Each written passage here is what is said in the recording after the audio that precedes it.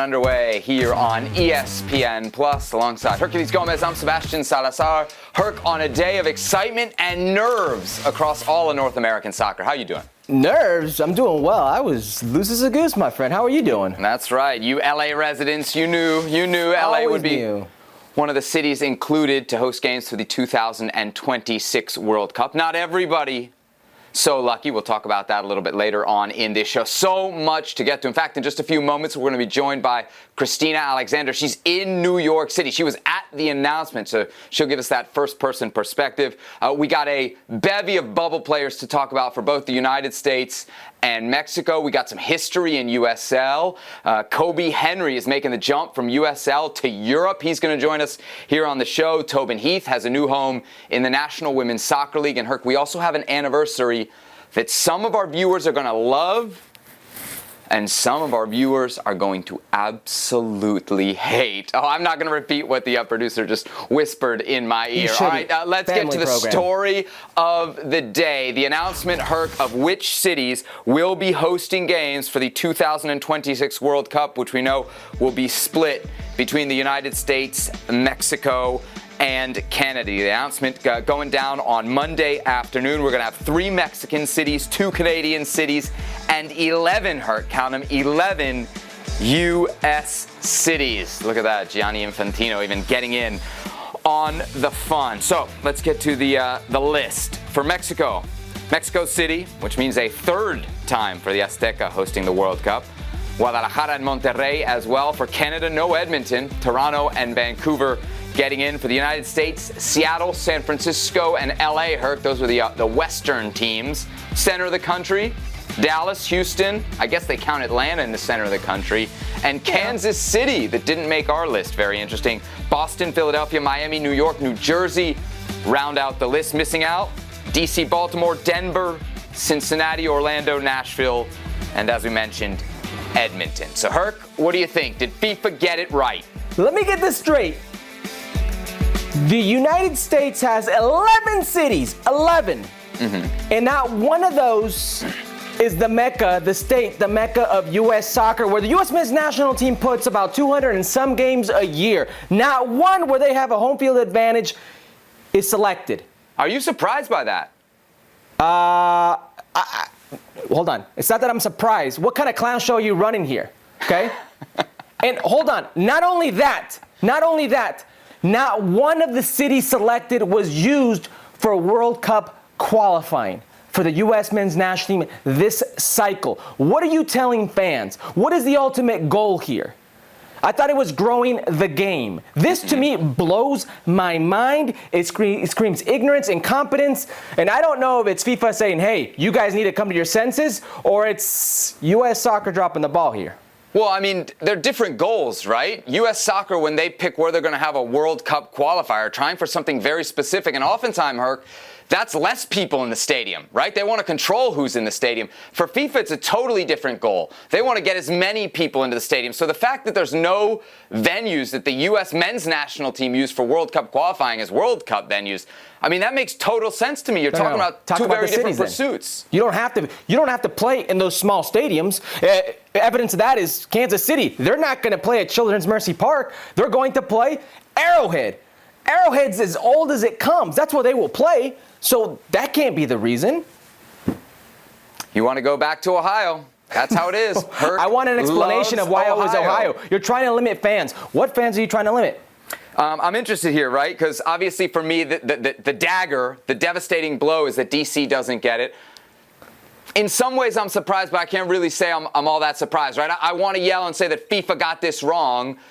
But this isn't about the soccer interests or the people of D.C. A lot of people in D.C. right now are shouting about Premier League ratings, because when the Premier League ratings come out, D.C. is always number one. We've been the home of the national team for a long time, right? RFK was kind of the unofficial home for the U.S. men's national team and even the U.S. women for a long time. Plus, forget about the incredibly diverse immigrant community. The bottom line is, though, we don't have our infrastructure. I mentioned on the last show, we don't have a stadium, and I could have told you when D.C. went from having their own bid to a last-minute pivot to be like, hey, Baltimore, y'all have a stadium. Can we get in on that? I could have told you it was cooked. Still, I know you don't care about my feelings. I don't. But I'm bummed because this is only the second time ever, as far as I can tell, that the capital city of a country where the World Cup is not getting a bid. Where's the first one? West Germany, 74. There you go. There you go. Look at you always testing me, always testing me. There is no question that could test our next guest. She is Christina Alexander, as we mentioned. She is in New York City. She was there for all the drama. First things first, paint the picture for us a little bit, Christina. Tell us who you saw, what you saw, and maybe take us to those moments of like real tension. Because I'll tell you what, I was in Russia when they announced that U.S. was going to get this World Cup. I saw some tears. I saw some big hugs from people, some real elation. I wonder what you saw tonight. Well, I care about your feelings, Sebi, and of course I care about Herc's feelings. But in this sense, it was tension. I know Herc said he wasn't nervous, but there was a lot of nervousness around it. Who's going to get it? Who's going to stay out? The main surprise was Washington, D.C. I know you guys mentioned it, and there was chatter about that. The capital of the United States has been left out, and that was one of the questions for Gianni Infantino, one of course, the main person that we saw today, of course, Victor Motigliano for CONCACAF representation. But more than anything, D.C., and they asked him, and he said, well, there is going to be a fan fest in the National Mall, and of course, all of the cities that were left out, which of course include big cities like Denver, Cincinnati, Nashville, who has the biggest soccer-specific stadium. Of course, you guys know that home opener recently for Nashville Soccer Club. And that was kind of the consolation prize, if that's a good way to maybe name it, that all of the cities that weren't named, including, of course, Edmonton for Canada, were still in some way going to be involved in this historic 2026 World Cup, guys. Christina, I'm interested because I work in this Deportes world as well, and a lot of my colleagues were very interested about opening games, opening ceremonies, because they're like, listen, Mexico is now going to host its third World Cup. It's going to be a historic nation. They got to have the opening game. They got to have the opening ceremonies. Who's going to have it? What's going to happen? So Gianni Infantino didn't want to confirm where specifically it was going to be, and that I asked him about the final, if it was going to be in Mexico City, because he was so effervescent about the fact that Mexico City was going to be center stage in the Estadio Azteca, and how the fans just really vibrate what soccer is and what World Cup is, and so much history in that place. Pelé, Maradona, to casually name two of the biggest soccer names in history.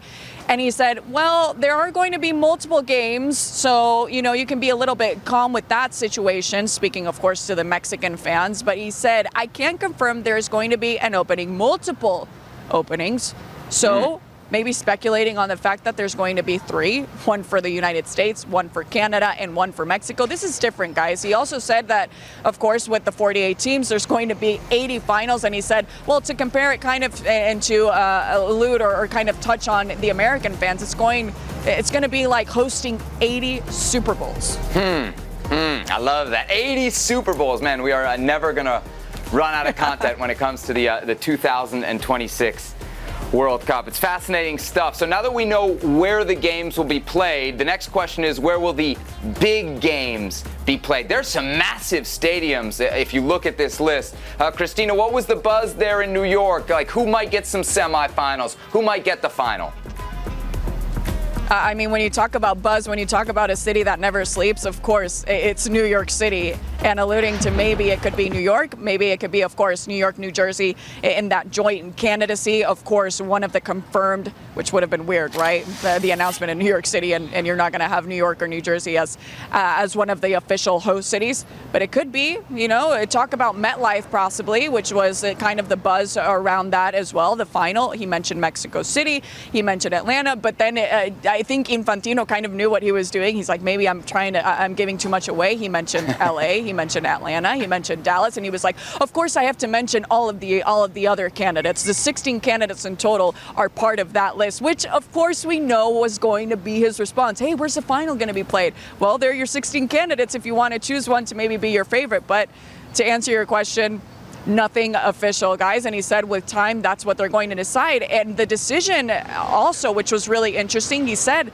that they finalized this list last night. So anything could change in a New York minute. All right, hey, before we let you go, forget what Infantino says. What do you think? Where would you want the World Cup final to be played? You can pick any of the cities. Estadio Azteca. Why not? Yeah. I mean, it's historic already to have Mexico there for the third time in their history. We've already seen two amazing finals in 1970 and 1986. Why not make it for 2026, 40 years later? Wow, what a special story that would be. You mentioned the 80 Super Bowls, 60 of them to be played in the United States, 10 of them to be played in Canada, 10 of them to be played in Mexico. There she is, Christina Alexander, joining us from New York City. Thanks as always for the time.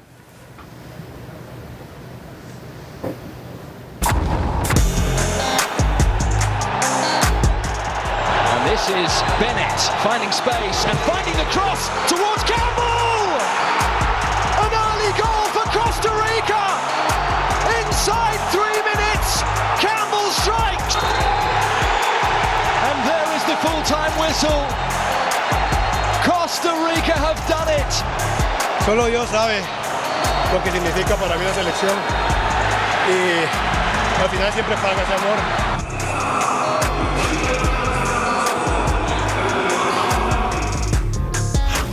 Enough about 2026. What about 2022? Costa Rica and New Zealand. Tuesday in the Intercontinental Playoff. Herc, they play this game in Qatar in June. The heat. It's indoor. The only thing you can count on with Costa Rica, man. Joel Campbell going to come up huge. Yeah, Joe Campbell's going to come up huge. And what about this, Seb? You tell me. Is it a foul there? Because play goes on and then, it looks like a goal to me. But we're going to call it back. Yep, New Zealand thought they had their equalizer, but this was ruled a foul. I think they got it right, yeah? Yeah, Duarte's being pulled down. I think they got it right in the end. And look, it's Keylor Navas in Costa Rica, 1-0 win. How many times have you seen that?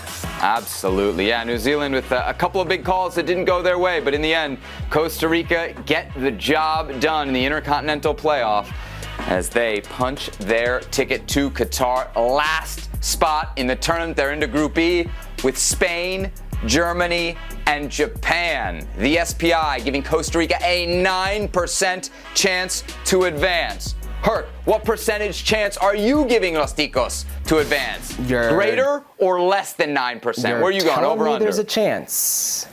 I am going greater than 9%. I don't care what the SPI says. I know what Costa Rica is about. Costa Rica in the second half of the Octagonal World Cup qualifying was the best team in CONCACAF. And they did one thing very well. They defended. They defended in that second half like most teams wish they defended the whole process. It was unreal, and it's usually Keylor Navas who has to make a big save or two. Now listen, they've been in this position before. The group of death, there's no chance to get out. We saw it in 2014. It was Italy, England, Uruguay. What happened? It's the Ticos. It's Keylor Navas coming out. And I could see that happening again. They play a style that's just so conducive for a tournament setting. They defend. All of them will defend. And in transition, it's usually through the speed of Joel Campbell. Can they keep it up? It's a lot. It's a lot for those legs. Brian Reese was a factor in this game to make it to the World Cup. I don't know how much more Brian Reese has, or if you want to rely on a player like Brian Reese at that age. But what I do know is this team plays a style conducive. You don't want to be in a tournament in a group phase with Germany and with Spain. I get that. Nobody wants to see those two teams and think I have a chance. But something tells me Costa Rica likes their chances. I would love to yell at you about 2014 and say it's not the same team anymore. But it kind of is. And maybe that's the problem. Look, it's a really tough group. I think we focus on Spain and Germany, who are, on paper, miles ahead of Costa Rica and everybody else in CONCACAF. Don't forget about Japan. They've gotten out of the group in 2 out of the last 3 and 3 out of the last 5 World Cups. So you got 3 really good teams in that group, man. I got to give them less than 9%. I think both you and the SPI are being generous. I think barring a Keylor Navas miracle, Costa Rica don't get out of this group. And not just one miracle, probably 3. Your disdain for the Ticos is unreal. Oh my gosh. It's unreal. Shout out to my very good close friend Christopher Lee Castillo, who's Costa Rican. There you have it. So don't judge, Herc. All right, let's take a look then at Costa Rica's past World Cup experiences. As we mentioned, 2018, they go out in the group stage, but how about that run in 2014? Historic, made it all the way to the quarterfinals. Their first appearance back in 1990, getting to the round of 16. More action from Tuesday, Herc. U.S. away against El Salvador in CONCACAF Nations League action in San Salvador. The pitch and the conditions, big talking point in this one, as was this goal. Alexander Larin beating Ethan Horvath to the near post. Larin saw him cheating. Ethan Horvath, where are you going? Take that, the 1-0. Paul Arriola sees red here. What'd you make of it? Yeah, I thought it was a bit harsh, but this is the risk you take when you leave your feet, especially in CONCACAF, especially playing away from home. He got caught. U.S. down to 10 men. El Salvador down to 10 men. Ronald Gomez hauling down Yunus Musa. Yunus Musa was everywhere this match, and the reaction here after getting put down was priceless. 91st minute. Jordan Morris skying for the header, the assist, Luca de la Torre. Go ahead, Luca de la Torre! And Jordan Morris coming to the rescue. Here's Greg Berhalter after the 1-1 draw. You know, the group grows with moments like this. After the game, you know, Jordan Morris walks into the locker room, everyone starts cheering. You know, everyone's uniform is a dark brown color. You know, the shoes are a mess. The staff is all dirty. I mean, this is what builds teams. And again, you know, at halftime, the message was stay calm. Here's something we're going to focus on. We'll change our shape just a little bit, but we got to keep competing, and we got to take the competing to a different level, and the guys did that. Greg Berhalter mentioned the uniforms, the laundry. He was not exaggerating. Here are some of the images. I'm sure you saw the picture posted by Christian Pulisic of his dirty, dirty socks. But the U.S. coming away with a point in the slop in San Salvador. All right, Herc. It might be tough in a game like this to draw too many conclusions, but what's your biggest takeaway from the 1-1 against El Salvador? You know, I've criticized this U.S. men's national team before for its toughness. I called them soft. I called them soft because of Greg Berhalter. I've seen plenty of games where they've played where guys like Christian Pulisic, guys like Giovanni Reyna, guys on that team have been kicked, have been pushed, almost bullied at times by other opposition in World Cup qualifying, and they've not really stood up for themselves. Maybe that's not their game. Maybe they're more finesse. Maybe they're more on the ball. They don't have that grit, that fight, and that was one of the problems I had. They had all the talent in the world, but they were lacking things that the U.S. men's national team of past were known for, that spirit, that fight, that heart.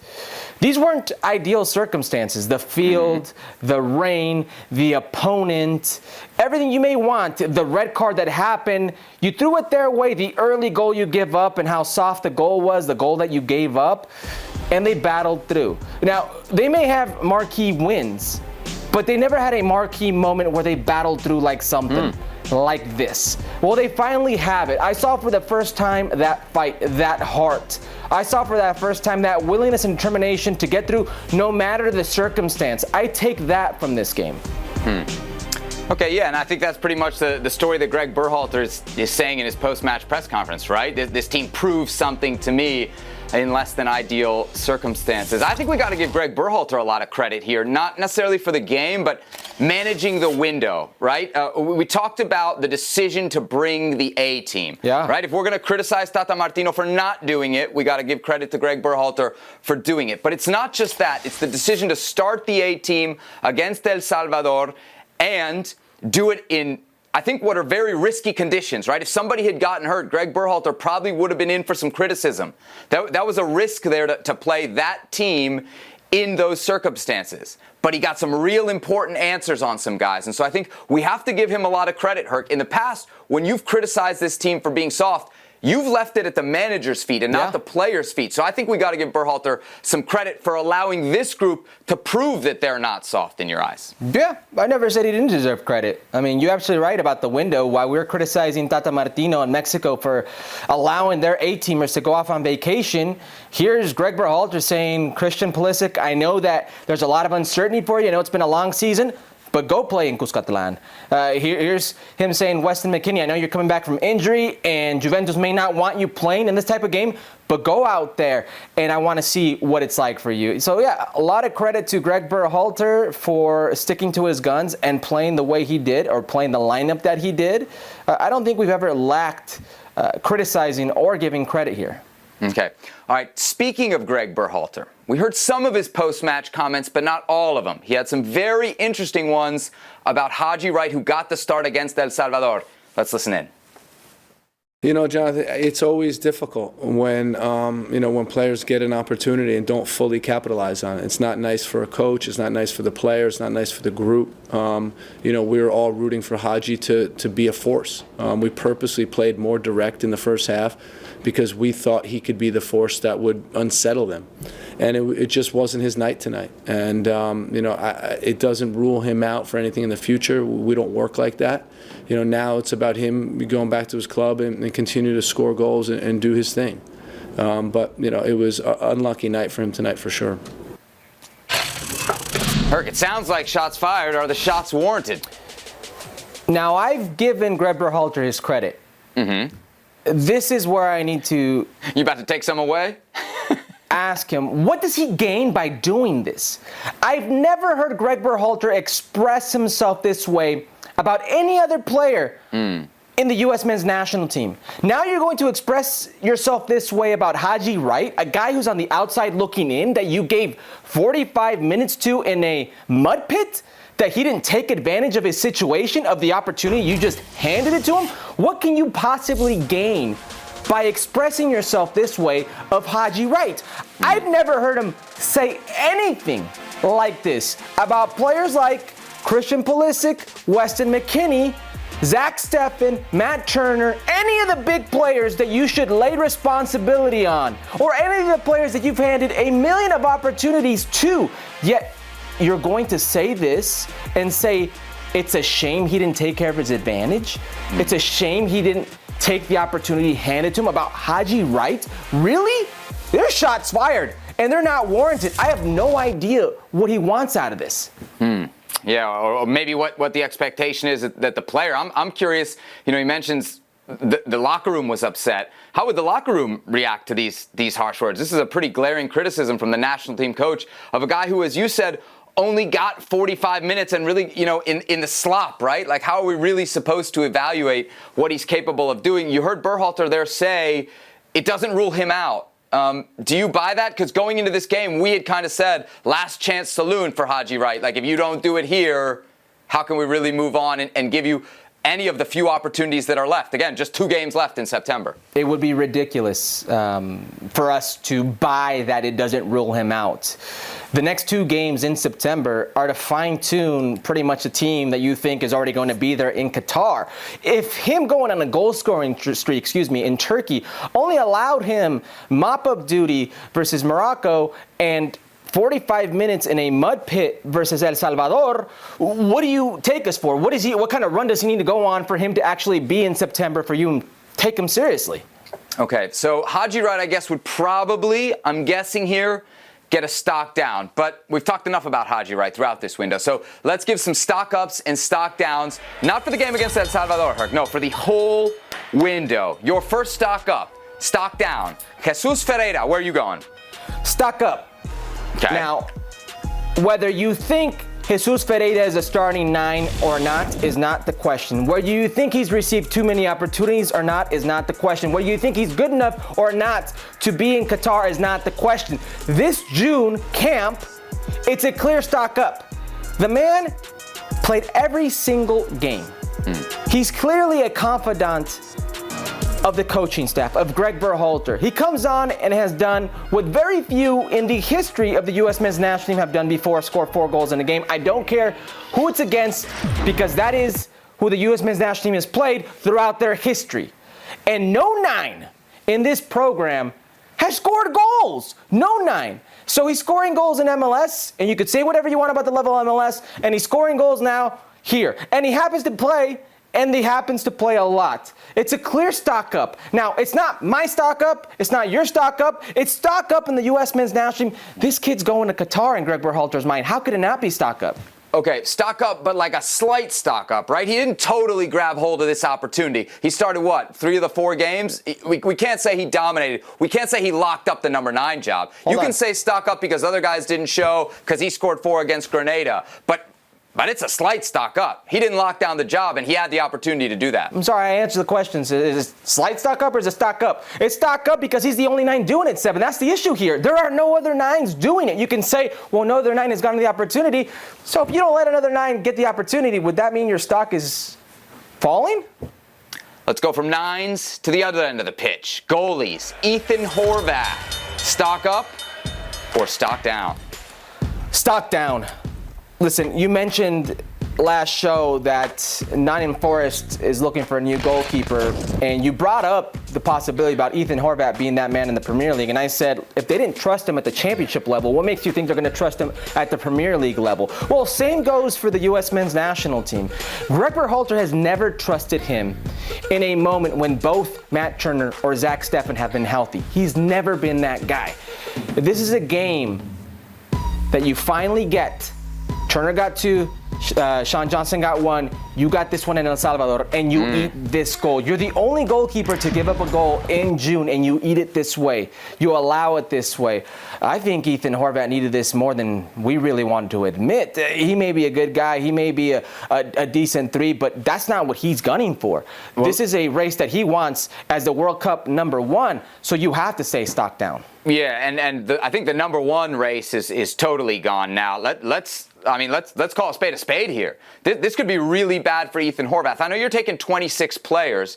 Are you taking 4 goalies, or are you still only taking 3? You take 3. So if we assume we know the first 2, then it's Sean Johnson and Ethan Horvath. And if I'm going off the last international window, Sean Johnson is ahead of Ethan Horvath. And there's still 5 months to go. There could be another goalkeeper like Gaga Slonina who may come in there, and maybe 2026 plays a factor in that. You talk about plays that make a career, send a guy to a World Cup, keep a guy from a World Cup. That goal in El Salvador for Ethan Horvath. All right, let's get to my stock ups and stock downs. Kind of similar story here with where I'm going. Jordan Morris.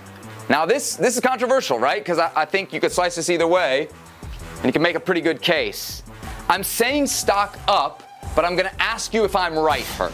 Because really, I was not impressed with Jordan Morris throughout this window. Because of the goal. Because of the goal. If we're gonna act like coming from behind in the slop against El Salvador proves so much about this team and is important, then we have to put some value. We have to put some weight to the guy that scored the goal. The guy that scores the goal in the end. So maybe I'm exaggerating, but you've been in those shoes. You've been the guy trying to get onto the roster late. I very much feel Jordan Morris is a bubble guy right now. Is this play enough to get him off that bubble? No, it's not enough to get him off the bubble. And I love me some Jordan Morris. I was his teammate. I think he's an unbelievable person. And I've seen what he can do at the international level. We're talking about a guy who was nominated for U.S. Soccer Player of the Year 3 times. 3 times. And the last time, I think he should have won it. He had just as many goals as Christian Pulisic and more assists. 5 goals, 6 assists.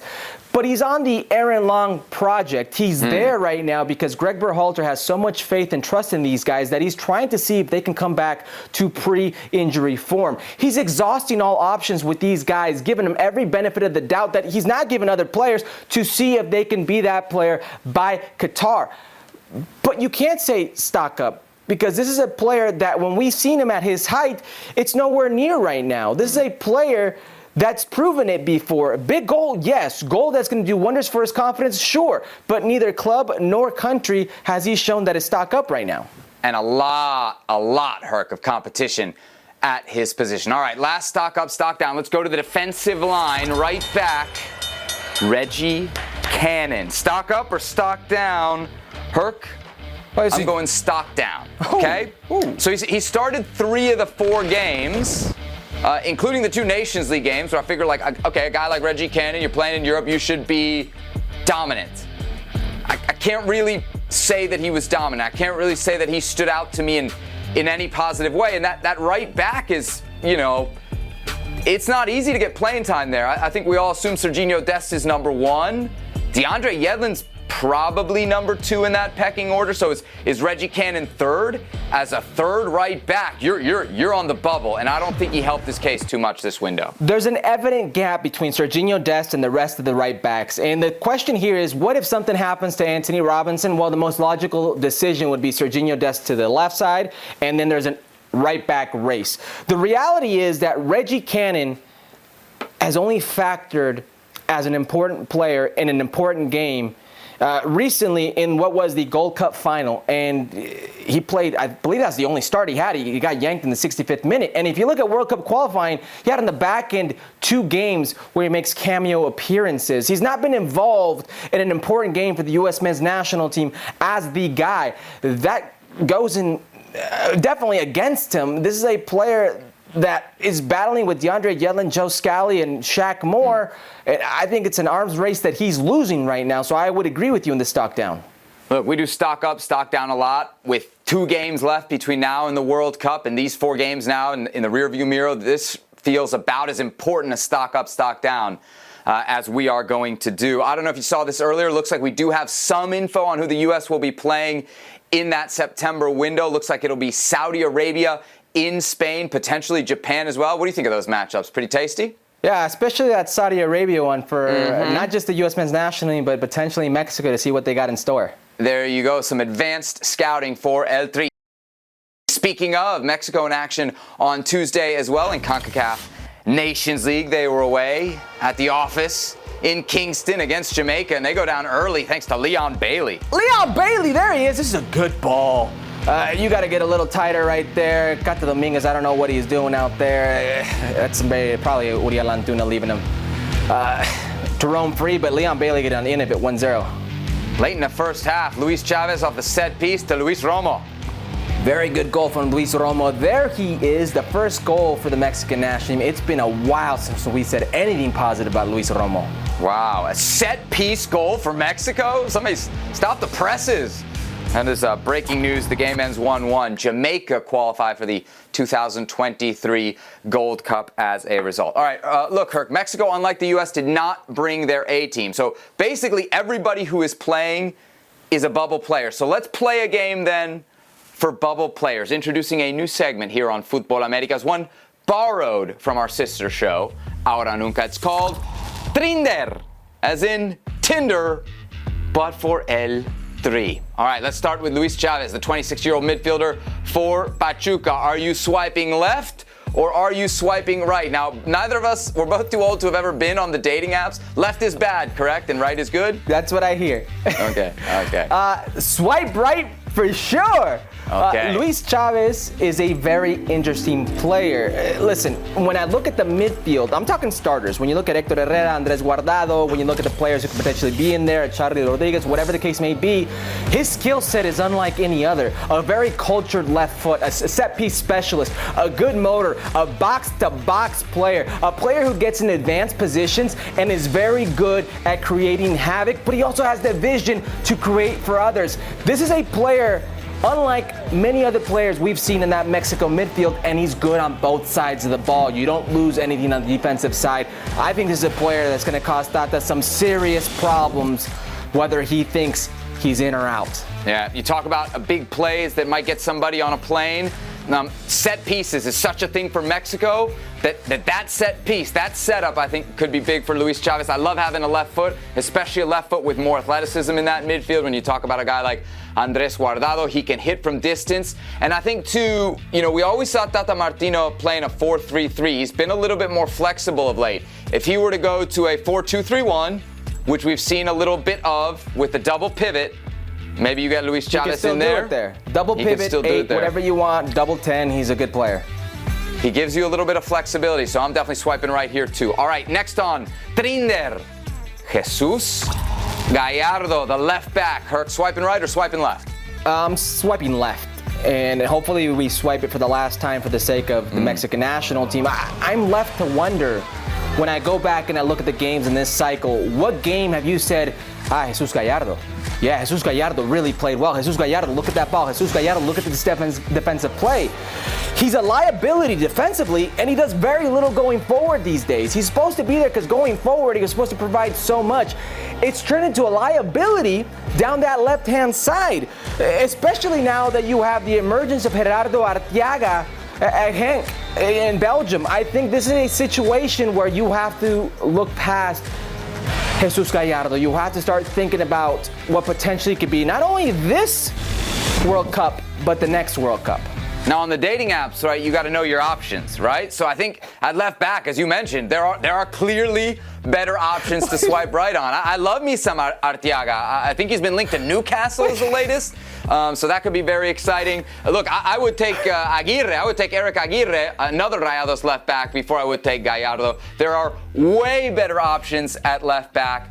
We're done with Gallardo. I'm with you. Swipe left and swipe left for good. Did you just say you're not breaking up with Gallardo until you have something better lined up? I mean, basically. Isn't that how you do it on the dating apps? I don't know.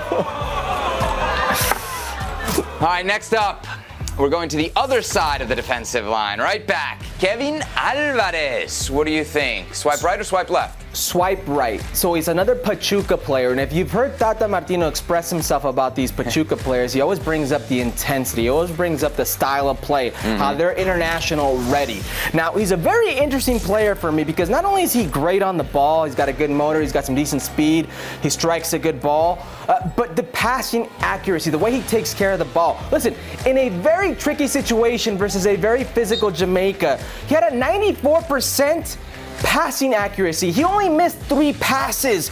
He's just a very interesting player, and when thrown into that mix with Jorge Sanchez, who was very good in a few key games like the US men's national team versus Christian Pulisic, and Julian Alvarez, who I think could be thrown into that mix, it's just another name in that mix that I think is very interesting and will give Tata Martino plenty of headaches going forward. Julian Araujo. Yeah, our production crew apparently knows something about a potential transfer here for Kevin Alvarez. We're sending him to Arsenal already. I love it. Look, I love the way he plays. I love the way he gets forward. And I think, unlike at left back, the options at right back are not as good for Mexico. So I think there's a little bit less competition there for Kevin Alvarez. I'm swiping right for sure on the young right back. All right, last one here on Trinder. All right. Uriel Antuna. Let me explain, okay? Now, when I look at this and I'm thinking like, okay, perfect fit? No, but probably a good time. Probably have a lot of fun. Now let me explain to you why we probably have a lot of fun. Because this man is chaotic for all the right reasons, Seb. I mean, yeah, it's got all the right qualities. All the right qualities of having a good time. He may miss a lot of chances. He's not here for a good time, he's here for a fast time. He may miss a lot of chances, but boy, does he get in some quality spots. Quality spots, and lots of them that players like Tecatito Corona or even a 9 like Raul Jimenez would only dream of. Why they get 1 chance a game. This guy will get 3 or 4, and he's a player. He's a player that creates so much havoc for him, for his teammates. I just see the potential of when things are going crazy, when the defense is locked, your opponent is just very stiff back there. He can open something up. He can be that channel for that chaos. Is there an option on the dating apps? You're not ready to swipe right, but you don't want to eliminate them entirely. You don't want to give them the Gallardo the full swipe left. Is there Senor producer? Is that an option? No. Algo tibio ahí? No such thing. Man, I was so frustrated watching Antuna on Tuesday. You know, Mexico needs somebody who can finish, and you saw the chances there. He obviously missed out on a couple, I think what we would call, sitters, right? Tap-ins. But damn, that speed is sexy. Damn, that speed is sexy. You know, that's something that Mexico doesn't have anywhere else. And so, yeah, I think you got to probably throw him on the airplane just to see if maybe late in the game as a super sub, right? And he's down to pull back a few shots. He could help you. Let's talk about some transfer news, shall we, Herculez Gomez? Jojan Vasquez, the Mexican defender going on loan from relegated Genoa to promoted Cremonese. Kind of feels like a lateral move. What do you think? Yeah, I'm upset at Tata Martino because I'm convinced if he had showcased himself at the international level, his options would have been greater. So this is the best Mexican player in the Mexican national team pool that has to settle for a relegation battle team because Tata Martino didn't give him that platform. There's a reported option to buy for Cremonese of 10 million euros. He had been linked to some bigger clubs, Atalanta, Lazio, Fiorentina, but in the end, it is Cremonese who are coming up from Serie B to Serie A. Let's take a look at Vasquez's stats at Genoa in his 1 season with the team. Still on the books there, by the way. Of course, he made the move from Pumas last August. Jojan Vasquez moving to Cremonese in Serie A. Let's check in elsewhere in CONCACAF. Honduras and Canada. More Nations League action, and more condition talk. 13 minutes in, Honduras grabbed the lead through Kevin Lopez. It's a very good finish. A little miscommunication there, maybe a bit of a luck, but he brings this down. The way he strikes it, nothing you can do right there. Look at that, side netting. So Honduras, through Kevin Lopez, grabbing the 1-0 lead. Crazy to think of how much this Honduran team struggled throughout World Cup qualifying. 78th minute, they get a second. Kervin Arriaga. Yeah, and Arriaga had a few chances, probably at fault in the next goal we're going to see for Canada. But this transitional change, if you will, generational shift for Honduras paying dividends, tough conditions. He gets his goal right there. Maybe a bit of fortune right there coming out the defender. Honduras taking a 2-0 lead. You mentioned the goal for Canada. It comes in the 86th from Jonathan David to make it 2-1, but in the end, not enough from Canada. They had a couple players sent off late. Let's hear from Herdman after the defeat. There was a heavy rainstorm about an hour before the game. It went on right until kickoff. Did you have any complaints that the game went ahead as quickly as it did? I just couldn't believe that, you're going on the pitch with $80 million players and they're allowed to play in puddles, It's football, it's CONCACAF, you've got to get on it. So again, all credit the lads for just being up to the fight. It's like trying to put a Formula One car on a off-roading track. I mean, that's what it felt like.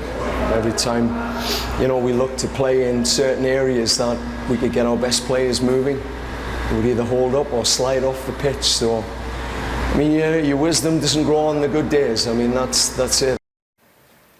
$80 million players can't play in puddles. Herc, what do you think? Should John Herdman get lost, or is he speaking some truth? No, I should get lost. I didn't hear him complaining when Canada took Mexico and the U.S. men's national team and all these other teams to a frozen tundra on turf. On turf. I didn't hear hey, we're going to take your $50, $60 million players, and in Pulisic's case, I mean, I'm sure he rounded, $75 million transfer for Dortmund? I didn't hear any of that. But now, Alphonso Davies, Jonathan David, the Canadian national team, they're too good to play in CONCACAF conditions. They don't want to no longer revolt to what CONCACAF has always been. Honduras can't control the weather. That's not on the Honduran national team. They can't control what kind of weather happens. Just like you can't control what it's like in Edmonton. But you can't control to play in Edmonton. That you can do. And I heard nothing come out of John Herdman's mouth when they took those climatic advantages to their favor. Can John Herdman control his players, banging on the ref's door after the game? What'd you make of that? Canada getting a little bit big for their britches after all their success of late? No, I don't know if big for their bridges, upset players. You can't do that. I'm sure they're upset. They should be more upset at themselves because those are some defensive errors that cost those goals. Now, this happening here, I'm sure you're going to hear about it from CONCACAF. Hey, this is serious, right? I don't know what they're trying to get out of it. What do you think, the referee's going to come out and answer you? Yeah, so I mean, that's kind of the point. They're banging on the referee's, I guess, dressing room there. I would think this would draw some type of response from CONCACAF, FIFA. I mean, you're heading into a World Cup. This type of behavior could cost you big time. Yeah, I don't know about that, Seb. I don't think we're going to get there. I'm sorry. You cannot bang on a referee's door. That's trying to intimidate the referee after the game. That's serious, sir. Come on. There's definitely going to be punishment. To intimidate the referee. I don't know how. Well, what are you trying to do? What are you banging on the door for? I don't even know if that's a referee's door. Man. That's what we've been told. I'm just saying. You don't believe the reports? Do you have different reports? Do you have sources that tell you that wasn't the referee's door? No, I just don't know what's going to come of it. I don't think anything serious is going to come of it. No? I'm willing to bet. Okay. How much you want to bet, and what's serious? You said to jeopardize the World Cup, so you tell me. Yeah, suspension, dude. You're gonna get. I bet you there's a suspension come out of that. For whom? For the players that are banging on the door. How is that jeopardizing the World Cup? Well, if you get suspended for a World Cup game, you're not playing in the World Cup. Oh, for the World Cup? Yeah, I'll bet they won't get suspended for the World Cup. Yeah, okay. Absolutely. All right. Well, what if you don't play a game leading up to the World Cup and you don't get a chance to prove how great you are? There you go. Speaking of World Cups, why don't we flash back 20 years ago today, Herculez Gomez. 20 years ago today. The number one of all the 2-0 at the 2002 World Cup round of 16, U.S. beating Mexico and knocking El Tri out of the tournament. I remember it very well. I'm sure you do. Where were you when this 2-0 came to pass. I was in Las Vegas watching this game with my father. I still remember, it must have been like, I don't know, 2 a.m. I think so. And I remember thinking to myself, this kid who just scored the second goal is my age. He's from Southern California. He's playing in the World Cup, and how that opened my eyes to the possibility of wanting to play in the World Cup. And I still remember the look in my father's eyes, like, I can't believe it's the United States that just beat us. I can't believe we had an opportunity to go to El Quinto Partido, and it's the U.S. who didn't allow that to happen. That's the one most vivid memory I have. Yeah. In the rivalry, it's interesting because we had quite a fiery production meeting today when this was brought up. You have to understand, like, most of our team is Mexican-American, so this cuts right on the line of this rivalry. It is the deepest wound in the rivalry, no doubt, right? Yeah. The only way that Mexico could ever kind of equalize this, I think, would be to beat the U.S. in a World Cup. Outside of that, I don't think there's anything. Maybe, Herc, if Mexico were to win a World Cup before the U.S., that would erase some of the pain of this. But other than that, not a semifinal, not a quarterfinal, for me, it would have to be winning the World Cup to officially be able to take that trump card out of the U.S. fans' hands. No, just honestly, beating them in any World Cup, it doesn't matter. Yeah, but honestly, Osvaldo Sanchez said it best. One day, this is what he said, one day God would put them in a place of vengeance against the U.S. men's national team in that exact same setting in the World Cup, and that's what it'll come down to. Now, if you make a semifinal in the World Cup, trust me, don't worry about the U.S. You're on to bigger and better things. We had the GOAT discussion recently for U.S. soccer. This game, for me, and I think for people of my age, is probably what gives those who would give Landon Donovan the edge. Because this game, of all the performances against Mexico, that goal, and everything that it meant to me is huge. So I think that goal from Landon Donovan to me is because I heard it, you and Mal were having the conversation when I was on vacation, but that goal to me puts him above Dempsey. You know, it's funny because when I look at the other GOAT in the Rafa Marquez, Hugo Sanchez discussion, one of the things I always hear against Rafa Marquez is him getting red carded in this game. Yeah. There are a lot of people that didn't like that he let go of his emotions that way and got red carded. There are some people that thought he should probably hit him harder. Sure. If it was the top of Landon Donovan's career, was probably the bottom there for Rafa Marquez. I will also remind you, Herc, that if VAR had existed, it would have been a totally different story. The 86 World Cup, yeah. Totally different story. John O'Brien's handball. Look it up on YouTube if you've forgotten. There it is. 20 years ago today that the U.S. bounced Mexico at the 2002 World Cup. Herc, we got history in the USL. 18-year-old defender Kobi Henry has been transferred from Orange County SC to Stade de Reims in the French top flight. ESPN reporting the transfer fee is somewhere around $700,000, which would make it the largest fee in USL history. How about that for Kobi Henry? A little bit more on the player himself. He just turned 18 back in late April, made 30 appearances with Orange County. In fact, he was part of their title-winning team in the USL Championship. At international level, he's represented the U.S. at the under-17 and under-20 levels, and just recently he was part of a U.S. U19 team that got some games in as well. And how about this? Kobi Henry joins us now on Futbol Americas. Great, Kobi, to have you on the show. First things first, man, how you feeling after this big money move? Yeah, I feel really great. Thank you guys so much for having me. So I'm really interested in kind of the last few days before this deal gets done. Kobi, take us through all the travel, because I hear you've been zipping back and forth and doing a lot to get this over the line. Yeah, so I've just been traveling back and forth trying to get this deal sorted, and just really wanted to make sure that this was the right fit for me. So yeah. Kobi, you talk about making sure it's the right fit for you. What's this process like when you're deciding what certain factors come into play, the right situation, the right club for you?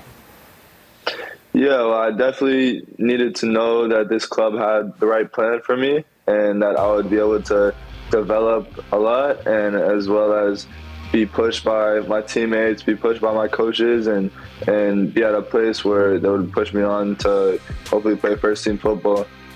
So this plan about playing first team football, that's what attracted you. Is there a specific plan about how you get there? I just really think I need to work hard every day. I need to be open to learning new things, to learning new tactics, and work very hard every day to try to achieve that goal. Kobi, what do you know about this club, and why does it really feel like the right fit for you from a development standpoint? I'm a big fan of this club. I especially like how they push their young players onwards and give lots of young players opportunities to go out there and succeed with the first team. And hopefully I could be one of those players next season. I gotta ask you, you're going to the French League, man. There's some big superstars in the French League, but I don't want to put any names out there. Who's the number one guy you're looking forward to going against? I mean, of course, there's a lot of work that needs to be done to get to this stage, but I think anyone would say playing against Messi would be a dream come true. You know, Kobi, I'm interested how you got into the USL. That's kind of a pathway to Europe not really taken. So how is it you landed in USL, and maybe how in USL impacted you to be ready for Europe? Because as my understanding, Michael Orozco was one of your teammates. He was a teammate of mine on the national team. Okay, yeah. For me, going into the USL was a really good move. It worked out well, and I looked at it as a league where I could develop and learn a lot of new things, as well as get game opportunities and learn every day, day in and day out, and on the weekends, and just grow and develop as a player. I'm interested there because you bounced around some MLS academies, right? Orlando and Inter Miami. What happened there? Why weren't you able to break through, and why did it work then at Orange County? Well, I guess these clubs just might not have had a plan for me, and I just chose to take a different route in my career. So, yeah. When we talk about USL, is it just about playing, or did you think there was something missing in your repertoire, if you will? Well, I believe, especially as a center back, it's so important to learn new information about the game, as well as learn how to play with maybe more physical guys, faster guys. So I was looking forward to going into a league and playing with grown men, and also being able to learn off of guys such as Michael Orozco and Rob Kane and older guys on my team. Kobi, I'm curious about your time with the national team. You're a young guy, but you were in with the senior team back in December. What was that like? It was great. It was a really good learning experience to get to know how the team works, and I'm just very grateful to be able to have been selected for that camp, and hopefully I could work hard and earn a spot in the camp again. You know, in the past, Kobi, we've seen Greg Berhalter and the national team and their representatives make contact with USL players. Jonathan Gomez, for example, a defender as well. What about the national team, the senior national team in your future? Any contact, any ambitions there? Well, of course, I would love to represent my country going forward, and it would really be a dream come true. So I'm going to make sure to work hard every day, and hopefully I'll be able to get my opportunity. What about your times with the youth national team? I see you got U17, U20 experience. As I said, you were just playing with the U19s. What's that setup like, and who are you playing with that we might know? Yeah, the youth national team system is a really great setup. Gratefully, I was able to be in a men's camp, and I was able to see how everything lines up from U17, U19, U20 to the men's camp. So it's really interesting to see how everything kind of is a step-by-step process to build your way up, and as well as players that you all may know, maybe guys going over abroad, such as Jonathan Gomez and Justin Che, Kevin Paredes, guys like this. Kobi, we got a lot of people that watch us that maybe don't watch USL week in, week out. For those people, how would you describe Kobi Henry? What type of a player is he? Yeah, well, I would say that I try to be the most complete center back. I would say that I'm a physical and an aggressive defender, and I also try to have good composure on the ball and good playing ability on the ball. All right, let's get to what really matters here, because the soccer talk is great. Let's talk about some money. Herc, help me out here. When you do a big transfer, the player gets what, like 10%? 10%, sir. Okay, Get that so money, Henry. I'm not good at math, but that's a quick $70K to our man Kobi Henry. So I don't know if it's going to be $70K, but what's your first big purchase going to be, my man? What are you going to do now that you got some Euro money? I'm not sure, honestly. Me personally, I'm just going to focus on playing well and training hard. That's there my it man. is. Kobi Henry got a good head on his shoulders, man. I'd be out spending that money as soon as it hit my bank account. But Kobi, we appreciate you coming on the show here, and great luck in France. Thank you guys so much. All right, from USL Hot Stove to NWSL Hot Stove, Tobin Heath is joining OL Reign. They traded 2 draft picks and $50,000 in allocation money to Racing Louisville for her rights.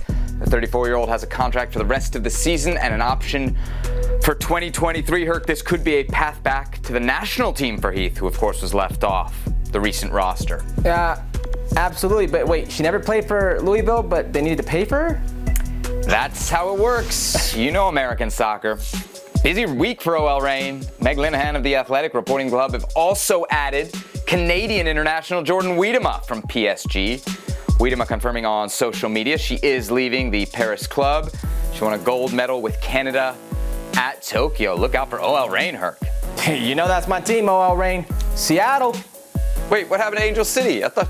Well, I'm still waiting on that shirt. Oh, okay. All right. TBD on Herc's NWSL allegiances. TBD on the NWSL table as well. Here's what it looks like. Remember, the top 6 make the playoffs. Right now, OL Reign is 6. They're going to add Kim Little too, so watch out for a push from them. San Diego and Chicago tied for first. Chicago has played one last game. NWSL to Major League Soccer, MLS have signed a 10-year broadcast deal with Apple, Herc. Here's some of the bullet points. The league is guaranteed a minimum of $2.5 billion with a B over the next 10 years. MLS will produce all the games. That's not insignificant because it comes at a great cost. It'll cut into that money. Cool about the schedule is they're going to play most of the games Saturday, Wednesday, so perfect for whip-around goal casts. Wonder where they got that idea. And this package will, of course, include not just MLS Next Pro, Leagues Cup as well. So $2.5 billion. That's a lot of cash, Herc. So you're now the commissioner of MLS. The big check just came in. What are you doing with the money? Take the training wheels off. No more DPs, no more GAM, no more TAM. Teams are already spending $20 million, upwards of that anyways. So just set a roster limit, set a salary cap at $30 million. And get whoever you want for those $30 million. The DPs, the players, whoever you want to make the higher end of that spectrum, you make them that. But we're getting situations right now where some teams, 45, almost 50% of their salary cap are going to 3 players. So spread the wealth. Make them managers of their own destiny. Take those training wheels off. No longer is the league in control of how that money is spent. I get what you're saying, right? You're saying make the product better, and I think we always think, well, on-field product, right? Get better players, better product. That's what you should do with the money. You're not wrong. I'm not going to suggest you're wrong. Let me suggest something else. I think MLS needs to create an emergency fund, Herc, for its big markets that are struggling. Your New Yorks, your Chicagos, your Washingtons, your Bostons. This money needs to make those markets better. Because what MLS needs is to break through in the big media markets, Herc. And right now, I feel like that's where the league is weak. So whether it's maybe buying out some owners who may not be able to spend at the current MLS rate. That's what it is. Or maybe it's helping them with real estate acquisitions, right? Getting into downtown areas. Because that's the other thing. There's a lot of teams around Major League Soccer that have a New York or a Chicago or a Dallas on their shirt, but they're not really playing there. And I think that hurts the league. So I think there's some big opportunities for MLS in big markets, and this money needs to go to capitalizing on that. So the smaller market teams have better owners is what you're telling me? Well, I don't really count Seattle and Atlanta as necessarily smaller markets, but they do have better owners. You're going to compare them to a Chicago or a New York? Yeah, they do have better owners. There's no doubt about that. And that's the thing. You're seeing in Major League Soccer absentee owners. And if you have absentee owners who don't care about the product on the field and who are saying, hey, this is a pot anyways, so the rest of them are going to work for me, well, then you see the product on the field. You see the end result, the end product. And that's the issue. One of the issues, I should say here. Fans are tired of these absentee owners. They want to see investment. They want to see competitive growth. And when I speak about competitive growth, is owners who want to win. That will breed talent. That will breed product. Yeah, let's not blow this out of proportion either, right? The billion sounds like a lot, but when you, and remember I mentioned MLS now has to produce all the games. When you factor that in and you break it down over 10 years, it's really less than like $10 million per team per season. So it's important money, Herc, but words like game-changing and transformative, maybe it's not quite that. We do have some MLS on ESPN coming up this weekend. Some big games, too. Some big games, Herc, in the Western Conference, out where you are. Seattle and LAFC. That one's Saturday, 3 p.m. Eastern, noon Pacific on ABC in English, ESPN Deportes in Spanish. Saturday, what a day of MLS. A little bit after that, at 5 p.m., we got the LA Galaxy against Portland Timbers. You're going to be calling that one, okay? ESPN for English, ESPN Deportes for Spanish. A banner Saturday of MLS soccer on ESPN and ABC. All right, so very exciting times. Next week on Monday's edition of Futbol Americas, we're going to be back on the road to Qatar. Sam Borden's one-on-one with Walker Zimmerman. That's it for us. Herc, have yourself a great weekend. Happy Father's Day. I know you'll be celebrating.